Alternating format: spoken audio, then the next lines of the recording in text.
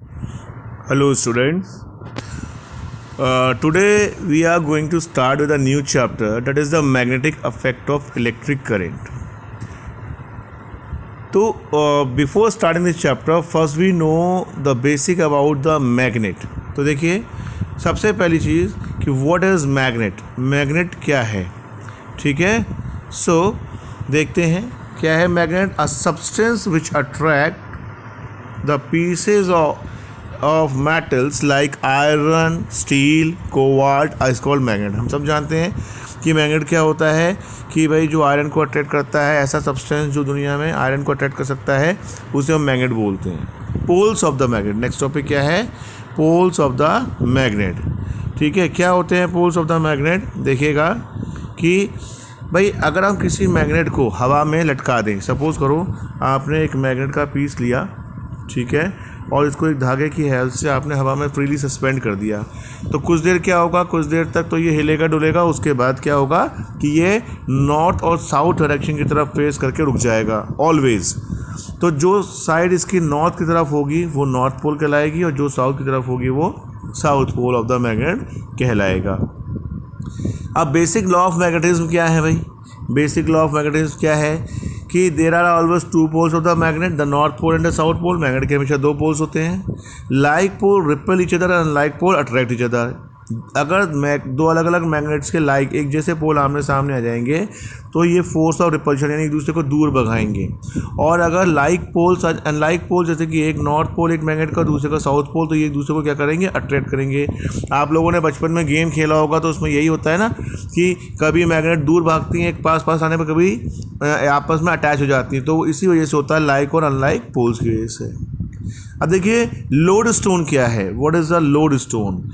कि देखिए iron oxide जो नेचुरली नेचर में जो पत्थर हमें मिलता है, पत्थर की फॉर्म में जो नेचुरली ऑकरेड मैग्नेट जो आयरन के पीसेस को अटैच करता है, ये सबसे शुरू में जब ये पाया गया था पत्थर, तो छोटे मोटे पिंस को, ऑल पिंस, इस टाइप की चीज़ों को अटैच करता था. ये इसका नाम दिया गया लोड स्टोन. बाद में पता चला गया कि भाई ये तो ओर ऑफ आयरन है, जिसका नाम रखा गया मैग्नेटाइट, और उसी से वर्ड आया मैग्नेट. मैग्नेटिक सब्सटेंस क्या होते हैं? वो सब्सटेंस जो मैग्नेट को से अट्रैक्ट हो जाते हैं, magnetic substance. Non magnetic substance जो मैग्नेट की तरफ अट्रैक्ट नहीं होते, जैसे कि पेपर, वुड, कॉपर एक्सेट्रा. अब मैग्नेटिक फील्ड क्या है? देखो सपोज करिए कि ये मेरे पास एक बार मैग्नेट है. बार मैग्नेट मतलब चॉकलेट बार जैसी शेप में, ये नॉर्थ पोल साउथ पोल. अब इसके चारों तरफ मैं अलग अलग जगहों पे कुछ आयरन के ऑब्जेक्ट रख रहा हूँ, इस सारे के सारे ऑब्जेक्ट इसकी तरफ अट्रैक्ट हो जा रहे हैं, है ना. लेकिन एक आयरन का ऑब्जेक्ट मैंने जब यहाँ पर रखा तो मैंने देखा कि भाई ये अट्रैक्ट नहीं हो रहा है.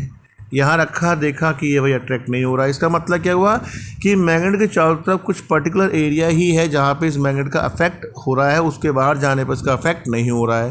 तो मैग्नेटिक फील्ड क्या होता है? The area surrounding the magnet, magnet के चारों तरफ का वो area where the influence of the magnet work, जहाँ पे मैग्नेट का असर दिखता है, उसे हम बोलते हैं मैग्नेटिक फील्ड. मैग्नेटिक फील्ड को हम स्मॉल कैपिटल बी से शो करते हैं, और इसकी ऐसा यूनिट होती है टेस्ला, जो कि एक साइंटिस्ट के नेम के ऊपर है, टेस्ला. ठीक है, कैपिटल टी से इसको शो करते हैं. ध्यान रखा, मैग्नेटिक फील्ड को बी से रिप्रेजेंट करते हैं और उसकी ऐसा यूनिट को टी से रिप्रेजेंट करते हैं, which is known as Tesla.